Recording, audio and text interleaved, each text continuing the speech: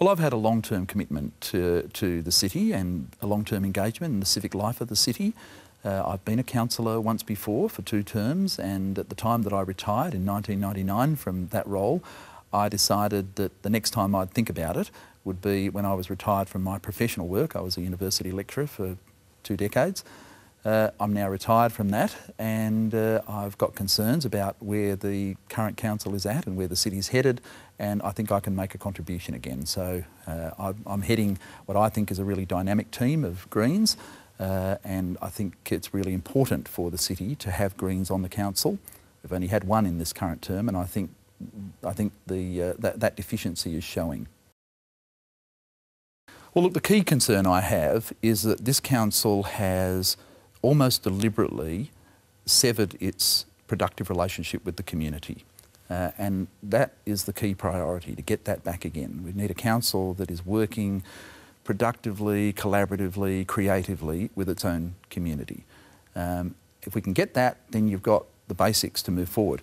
You're still going to have problems, but until you've got that one thing right, you're just going to get nowhere. And I think at the moment the current council has lost its way as far as that's concerned.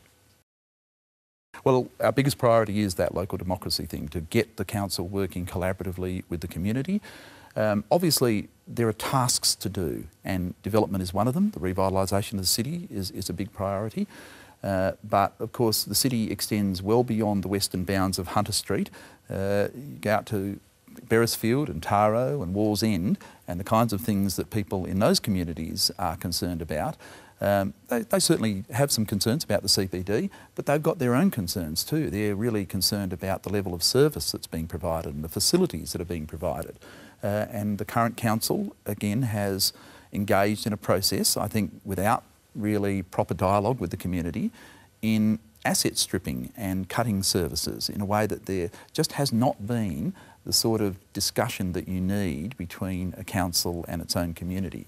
They've got economic development problems in those areas too. I know the people of Wall's End, for example. I was working with on a strategic plan with the people of the Wall's End Business District, and they've got some great ideas for how that area could be developed. And so, whilst the revitalisation of the CBD is a key priority, it's not the only priority. We've got a whole local government area that we need to be concerned about. We want, obviously from the Greens' point of view, we're focused on clean air, clean water, clean soil, and I remember the debates that we used to have in the early 1990s. We seem to be having those again over air quality, water quality, land quality. I think we've got a long way to go as far as resolving those kind of discussions. I'm really surprised at how we haven't progressed on those things. But the vision that we have for Newcastle is really for a healthier, happier, fairer Newcastle, where people feel valued and safe. And if we tick all of those boxes, we'll be quite satisfied with the achievement of the next council. The Greens have had continuous representation on Newcastle Council since 1991. We're just about to celebrate our 21st birthday for that, and we'll be doing that when we launch our campaign. And I think over that period of time, the people of Newcastle have realised that the Greens have got something significant to offer at local government level, and exactly that kind of focus on some of the basics. What can be more basic to human life than clean air, clean water, clean soil? And I think they realise too that the Greens are prepared to work collaboratively with the grassroots community of Newcastle. And we've been a constant progressive voice on the council through those years. Through a set of circumstances, we're now down to 1 representative, ironically in a situation where we had our highest ever votes in the wards, but just the way the numbers fell, we ended up with only 1 representative. It's very likely, and I'm obviously hopeful, that we're going to increase that representation on the council next time, and those Greens that will be on the council, I hope I'm included in that, but we've got 3 others as well who are going to be excellent candidates and excellent councillors if elected. We have a program that is the most comprehensive program of any group that's running. We've got policies right across the spectrum. We've been releasing them gradually. They're all on our website. They're there for everyone to see. I don't think any other group has done that. We've got a few dot points of policies from other groups. We've got a comprehensive set of policies that people can go and look at and know exactly what we're on about. Absolutely. When you're first elected as a councillor, it's a huge learning curve, and I think some of the current councillors, because it was a very new council that was elected last time, And I think they were surprised at the learning curve that they had.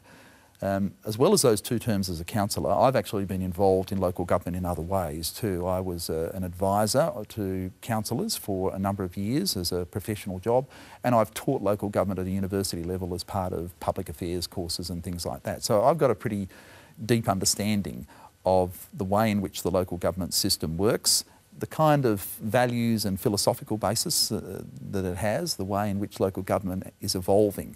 And I think as far as the Greens are concerned, we have a very holistic view of local government. We don't think that local government should just be restricted to roads, rates and rubbish and a bit of bean counting about what balances the books. Those things are important, obviously, but they're just the basics. We need a council that is going to be part of an exercise that will create a vital city with a community that's creative and engaged, and where ideas are exchanged and you get the kind of synergy that comes from that sort of relationship. That's what's going to that's what makes Newcastle great. When it's working well, Newcastle is fantastic at doing that. When the community of Newcastle is in full flight, it is a wonder to behold. Now, we don't get that too often because we tend to concentrate on some fairly divisive and debilitating debates, and I think people get unreasonable. And I think that's why we need a more collaborative style of leadership. You hear a lot about, and you'll hear it in this election campaign, about decisive leadership. I think that's often code for dictatorial leadership. That's the code for a kind of model of democracy that says, your one chance at democracy is at the ballot box, you elect us now, that's it, nothing more, we go away, we make the decisions for 4 years, and next time you're back is 4 years' time when you're back in the ballot box again. We don't think that that's a great model of democracy at all. We think that a council needs to be working all the time in a collaborative way with its community, which is why we use the word collaborative leadership rather than decisive leadership. Decisions need to be made. You can't have an endless spiral of consultation, etc., and we know that. But at the same time, you have to tap into the creativity and commitment that's in the community, and you have to give people ownership of the decisions that council makes. It would be to get the councillors together, to get a dialogue going with the key parts of the community, all of the different sectors of the community, and it's a very diverse community, Newcastle, and to start working out how we can work together again for the betterment of the city. And by the city I mean the entire local government area. As I said, the CBD is an important part of that and a key challenge, and I think there are things to be done there. But the big challenge is to get people working together again. Now, as far as the CBD is concerned, we're actually very supportive of a number of the things that are already happening. The moves to a CBD campus, for example, we've constantly, right through our history, we've been one of the key advocates of bringing the university into the city. We think that's got a key role to play, both for educational purposes as well as for the revitalisation of the CBD. We think that there are lots of really good things happening in the CBD at the moment that provide a solid base for revitalisation. Sometimes they're little things. There's a lot of concentration on the big bang things. In fact, sometimes it's the little things that make the greatest contribution. Things like Renew Newcastle has done a great job in revitalising some of those previously empty shop fronts and getting things going in spaces where there just was nothing happening. Things like live sites have brought sort of cultural vitality. Community events like Art Bazaar, the Red Lantern markets, etc. These are sort of little things based on community groups and small business that are bringing vitality back in the city, and it's showing in the census statistics too. You know, the latest census statistics show that there are people coming back into the city. There are 900 new residents in the city from the previous census to the most recent one. And that's the biggest growth in residential population in the Newcastle local government area, bigger even than what's happening in the Maryland and Fletcher area, which is, you know, where we expect the growth to occur because it's all greenfield development sites. And visitors are up in the city, an extra 310 or so visitors on the census night than there were on the previous census night, which, if that's a general trend, that shows that there are more people coming to the city. And that's at the very time that we're taking our foot off the tourism pedal.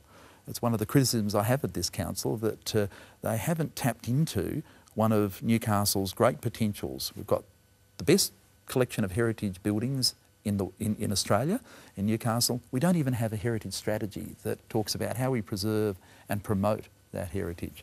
We've made the top 10 of the Lonely Planet best cities in the world to visit for backpackers, and yet we're doing virtually nothing about promoting the city to backpackers. Go down to Sydney and have a look in the tourist information sites there. Newcastle's represented by one solitary skinny little pamphlet compared to all the other places that have large books on them.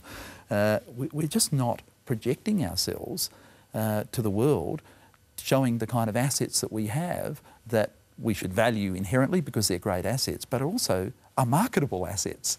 And that goes for our natural environment too. I don't think that even the people of Newcastle necessarily recognise what an amazing set of wetlands we have, world-class wetlands with a really interesting story to tell to an increasing market for ecotourism. We don't project ourselves to the emerging grey nomad market. The people out at Wallsend bemoan the fact that they're now the front door to the city through the Link Road. We don't even offer basic tourist information when people come through that front door. They come to Wallsend, there's nothing there for them on that roadway there. There should at the very least be some tourist information, and we think that there are greater opportunities to have a gateway strategy around the key entrances to Newcastle that really do promote the city to all these emerging tourist markets. Grey nomads come in that way, they're looking for something to do, they're looking for places to just find out information. The Wallsend there has got a great story to tell. It's not really, some great people working at it, but it's not marketed properly. They've got nowhere to dump their sewage from their vehicles, for example, in that area. They have to go all the way to Stockton to do it. It's one of those things that people just need to sit down and work out where the potential is, and Newcastle has the capacity to tap into that, again, if we're working together. Well, getting elected, of course, is the biggest challenge. I think that most of the election focuses around what are the people who are perceived to be the key candidates, the Labor candidate, Nuatali Nelms, and the developer candidate, Jeff McCloy. And in some cases, I think the voice of the Greens gets squeezed out of that. I think we have the most comprehensive vision for the city, and I guess it's a matter of us trying to get the opportunities to get out there and project that vision.